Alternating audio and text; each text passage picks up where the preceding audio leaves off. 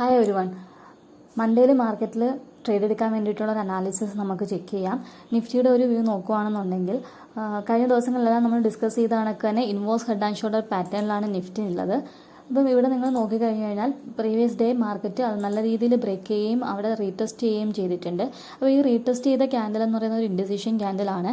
അത് നമ്മുടെ RBI policy result വരുന്നതിന് തലേ ദിവസം ക്രിയേറ്റ് ചെയ്തിട്ടുള്ള ഒരു ക്യാൻഡിലാണ്. ഫ്രൈഡേ മാർക്കറ്റിൽ വലിയ വേരിയേഷൻസ് ഒന്നും ഉണ്ടായിട്ടില്ല, സൈഡ് വേസ് മൂവ് ആണ് ഉണ്ടായത്.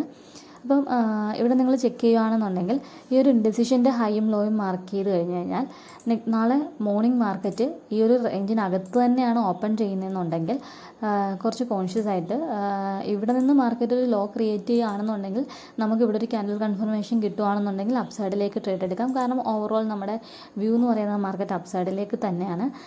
ഒരു inverse head and shoulder pattern create ചെയ്തേക്കുന്നത് കൊണ്ട് തന്നെ ഇവിടുന്ന് മാർക്കറ്റിൻ്റെ ഒരു ടാർഗറ്റ് എന്ന് പറയുന്നത് ഫസ്റ്റ് ടാർഗറ്റ് കഴിഞ്ഞ ദിവസം അച്ചീവ് ആയിട്ടുണ്ട്. സെക്കൻഡ് ടാർഗറ്റ് എന്ന് പറയുന്നത് 25,350 ആ ഒരു റേഞ്ചും ദെൻ 25,500 റേഞ്ചിലേക്കാണ്.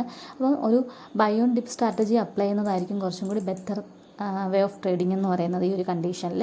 ഇനി നമ്മൾ കഴിഞ്ഞ ദിവസം സ്പൈക്ക് ഉണ്ടാക്കിയിരിക്കുന്ന ലോ ചെക്ക് ചെയ്യുകയാണെന്നുണ്ടെങ്കിൽ നിയർലി 24 ഈ ഒരു ലോ എടുക്കുകയാണെന്നുണ്ടെങ്കിൽ 24,950 955 റേഞ്ചിൽ മാർക്കറ്റ് ബ്രേക്ക് ചെയ്യുകയാണെന്നുണ്ടെങ്കിൽ അതിനുശേഷം മാർക്കറ്റ് ഇവിടെ ക്രിയേറ്റ് ചെയ്തിരിക്കുന്ന ഈ ഒരു ലോ ആയിട്ടുള്ള 24,295 എന്ന് പറയുന്ന ഈ ഒരു ലോയും കൂടി ബ്രേക്ക് ചെയ്യുകയാണെന്നുണ്ടെങ്കിൽ ഈ ഒരു പാറ്റേണിനെ ഫോൾസ് ബ്രേക്ക് ഔട്ടായിട്ട് നമുക്ക് കൺസിഡർ ചെയ്യാം. അങ്ങനെയാണെങ്കിൽ പിന്നെ നമ്മുടെ അപ്സൈഡ് വ്യൂ എന്ന് പറയുന്നത് അവിടെ നമ്മൾ സ്റ്റോപ്പ് ചെയ്യും.